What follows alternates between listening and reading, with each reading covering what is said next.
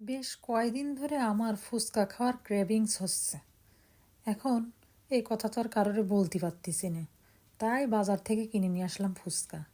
যা আসাল আর বাড়িই বানাই ফেলবো।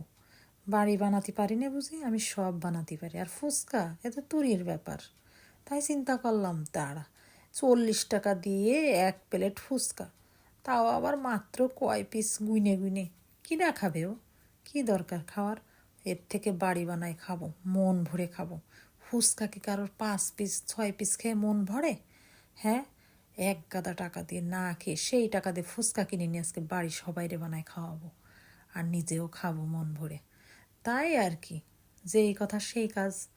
তা যাই হোক, এখন তোমরা পুরো ভিডিওটা কিন্তু অবশ্যই দেখে নিবা, না দেখলে কিন্তু মিস করবা। তাই তাড়াতাড়ি দেখে নাও ফুচকা বানাতে কী কী লাগে। অল্প কটা জিনিস লাগে, বেশি কিছু লাগে না। এই যে পেঁয়াজ কুচি দিলাম, ধনিয়া পাতা কুচি দিলাম, কাঁচামরিচ কুচি দিলাম, তারপরে শশা কুচি দিয়ে দিলাম কতখানি, দিয়ে এবার এইগুলারে ভালো করে মাখাবো। তার মধ্যে দিয়ে দিলাম শুকনা মরিচের গুঁড়া, মানে শুকনা মরিচের গুঁড়া আবার কি, ওই যে ডাইরেক্ট মরিচের গুঁড়া না, মানে এটা হয়েছে টালা মরিচের গুঁড়া। বাসায় টাইলে আমি কিন্তু বানাইছি মরিচ গুঁড়া করে সেইটা। তো যাই হোক, এর মধ্যে দিয়ে দিলাম কিছুটা চাট মশলা আর একটু দিলাম বিট লবণ। হয়ে গেল আমার সব কিছু দেওয়া। এখন এটার ইচ্ছা মতন কষলায় মাখায়ে নিলাম।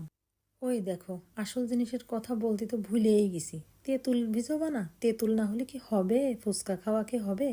হবে না। তাই তেঁতুল ভিজে রাখিছিলাম 1 মুঠখানিক। এখন তেঁতুলের বিচিগুলো ভিতর থেকে উঠাই নিয়ে তেঁতুলের পানিটা ছেঁকে নিয়ে তার মধ্যে 1 চামচ চিনি দিয়ে দিলাম, আর দিয়ে দিলাম ওই সেই ঝালের গুঁড়ো, যেটা আমি বাড়ি গুঁড়ো করে রাখিছি, দিয়ে টক বানিয়ে ফেললাম।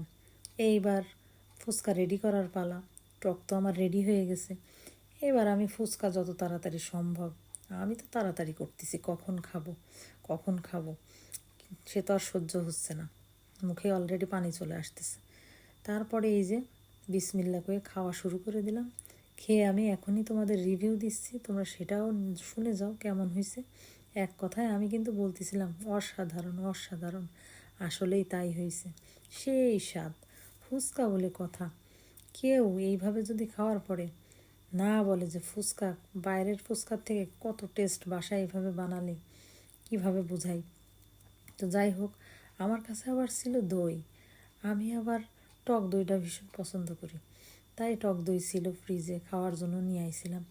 এখন চিন্তা করলাম দই ফুচকাটাও হয়ে যাক, দেখি তো দই ফুচকা বানাই কেমন লাগে। তারপরে খেলাম দই ফুচকা বানাই, সেই স্বাদ, সেই স্বাদ, মানে ভাষায় প্রকাশ করার মতো না। তাই তোমাদের যদি মন চায় এরকম ফুচকা খেতে,